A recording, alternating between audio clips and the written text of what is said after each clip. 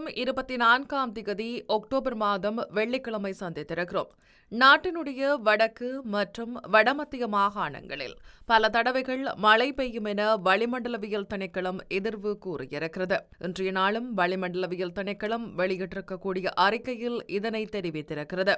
மத்திய சப்ரகமுவ மேல் மற்றும் வடமேல் மாகாணங்களிலும் அத்துடன் காலி மற்றும் மாத்தறை மாவட்டங்களிலும் அடிக்கடி மழை அல்லது இடியுடன் கூடிய மழை பெய்யக்கூடும். இப்பிராந்தியங்களில் சில இடங்களில் 50 மில்லிமீட்டரிலும் கூடிய ஓரளவு பலத்த மழை பெய்யக்கூடும். வடக்கு மற்றும் வடமத்திய மாகாணங்களில் இடைக்கிடையே மழை பெய்யக்கூடும். ஊவா மாகாணத்தின் பல இடங்களிலும் அத்துடன் அம்பாறை மற்றும் மட்டக்களப்பு மாவட்டங்களின் பல இடங்களிலும் பிற்பகல் 1 மணிக்கு பின்னர் மழை அல்லது இடியுடன் கூடிய மழை பெய்யக்கூடும். இந்த பிரதேசங்களில் சில இடங்களில் 50 மில்லிமீட்டருக்கும் அதிகமான ஓரளவு பலத்த மழை எதிர்பார்க்கப்படுகின்றது.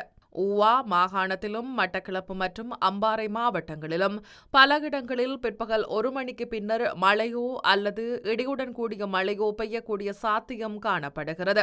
மத்திய மலை பிராந்தியத்தின் மேற்கு சரிவுகளிலும் வடக்கு, வடமத்திய, வடமேல், மேல் மற்றும் தென் மாகாணங்களிலும் அத்துடன் திருகோணமலை மாவட்டத்திலும் மணித்தியாலத்திற்கு சுமார் 40 தொடக்கம் 50 கிலோமீட்டர் வேகத்தில் அடிக்கடி பலத்த காற்று வீசக்கூடும். இலங்கையின் வடகிழக்கு திசையில் வங்காள விரிகுடாவின் ஆழமான கடல் பிராந்தியத்தில் இன்று முதல் தாளமுக்க பிரதேசம் ஒன்று விருத்தியடைகிறது.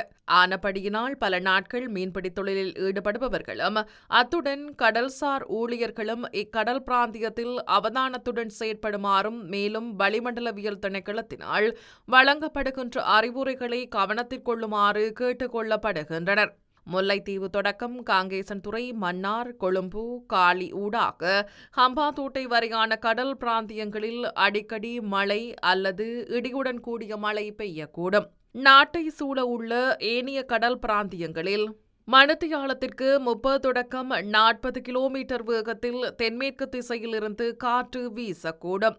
நாட்டை சூழ உள்ள கடல் பிராந்தியங்களில் மணித்தியாலத்திற்கு 50 தொடக்கம் 60 கிலோமீட்டரிலும் கூடிய வேகத்தில் அடிக்கடி காற்று அதிகரித்து வீசக்கூடும். இவ்வாறான சந்தர்ப்பங்களில் கடல் பிராந்தியங்கள் ஓரளவு கொந்தளிப்பாக அல்லது கூடிய அலையோடு காணப்படும். ஆனால் இடியுடன் கூடிய மழை பெய்கின்ற சந்தர்ப்பங்களில் பலத்த காற்று வீசுவதுடன் அவ்வேளைகளில் கடல் பிராந்தியங்கள் தற்காலிகமாக மிகவும் கொந்தளிப்பான நிலையில் காணப்படும்.